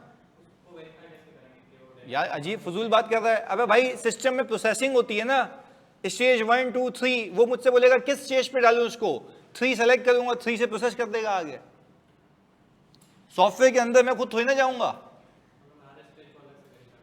अरे यार अजीब बात कर रहा है। अरे स्टेज पे अलग से वेरीफाई नहीं करेंगे, सिस्टम जो सॉफ्टवेयर डेवलप होता है उसकी स्टेजेस डेवलप्ड होती हैं। वो तुमसे पूछेगा मुझे बताओ इस डेटा पॉइंट को, इस डेटा को किस पॉइंट पे डालूं, तो तुम सेलेक्ट करोगे स्टेज 3। स्टेज 3 के बाद वो ऑटोमेटिकली, देखो सिस्टम कैसे चलता है, टाइम इन टाइम आउट होता है पूरा साल, ये स्टेज 1 है। स्टेज 2 क्या है? वो डेटा कैप्चर करता है। स्टेज 3 क्या है? कैलकुलेट करता है। मैं किस पे डालूं? प्रोसेस करवाना है ना, तो डेटा कैप्चर करना है ना, जहां पे वो, उसको कैप्चर करने को बोलो ये कैप्चर डेटा है, इसको प्रोसेस करके दे दे। सही हो गया? अगर आपको आईटी एप्लीकेशन डेवलप कैसे होती है वो समझनी है, तो फिर आपको सॉफ्टवेयर डेवलपर से मिलना पड़ेगा। हम सॉफ्टवेयर डेवलपर होने के बाद हैं। क्लियर है भाई? प्रोसेस करा देना। अबे यार वो मैं ही तो डाल रहा हूं, कैसी फजूल बात कर रहा है। बोले डेटा जो कैप्चर हो रही है वेरीफाई करूंगा सही हो रही है नहीं हो रही है, उसने तो डेटा डाल रहा हूं उसके अंदर। क्लियर है भाई, कहां घूम रहा है? इसको लेके जाओगे बाहर। अरे जानी कैसी फजूल बात कर रहा है यार, भाई डेटा मैंने डाल दिया सिस्टम के अंदर, वो प्रोसेस होगा ना। अरे भाई तूने बात सुन, सिंपल एक बात है, कभी गेम खेली है कंप्यूटर पे? हाँ, तुमने कितने लोग ऐसे जिसमें काउंटर स्ट्राइक खेली है? मैंने भी खेली, आज खेलने चलते हैं, चलो मजाक सेट के, मेरा बड़ा दिल हो रहा है, आज खेलने चलते हैं, सही है? ओके, अब सुनो, काउंटर स्ट्राइक में ना फिर जाहिर सी बात है कुछ आपके उसके एडेंस आते हैं। एडेंस मतलब कि भाई आप अपनी शक्ल लगा के बंदा घुमाओ, गन्स चेंज कर लो, हाँ मैप्स होते हैं, अलग अलग होते हैं। वो क्या होता है, वो प्रोसेस हुआ हुआ, वो बोलते हैं इस फाइल को यहाँ जाके कॉपी कर दो, वो खुद ही कैप्चर कर लेगा। मैं बोल रहा हूँ वो जाके वहाँ पे कॉपी करेगा, उसके आगे से वो प्रोसेस करने लग जाएगा। हमें प्रोसेस चेक करना है कि मेरे उस चीज को इनकॉर्पोरेट करने के बाद रिजल्ट क्या आ रहा है। सही है भाई, पक्का डन है? देखो ये टेंशन होगी डेटा डालूंगा कहाँ, सिस्टम में ही आएगा ना, एंट्री पॉइंट है ना जानी। सिंपल है, एक्सेल की शीट देखिए कभी, एक्सेल में नाम आ रहे हैं, कॉलम्स में आपके नंबर ऑफ आवर्स आ रहे हैं। तो अब मुझे फॉर एग्जांपल ये देखना है कि भाई मुझे ओवर टाइम कैलकुलेट करना है, मैं एक्सेल की सिंपल एग्जांपल दे रहा हूँ।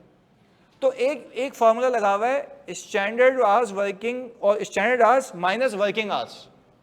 तो अगर मुझे चेंज करना है वर्किंग आवर्स को, तो मैं वर्किंग आवर्स को छेड़ूंगा ना, तो वहां इनपुट करूंगा, वो ऑटोमेटिक आगे प्रोसेस, फॉर्मूले पहले से ही लगे हुए हैं, खाली मुझे उसमें इनपुट करना है। सही है भाई? चलें, काउंटर स्ट्राइक ऑन है भाई, डन हो गया, चलें चलें। अच्छा पहले बताओ भाई, यहां तक रखें इसको भी, डन है, चलें, ओके, अल्लाह हाफिज।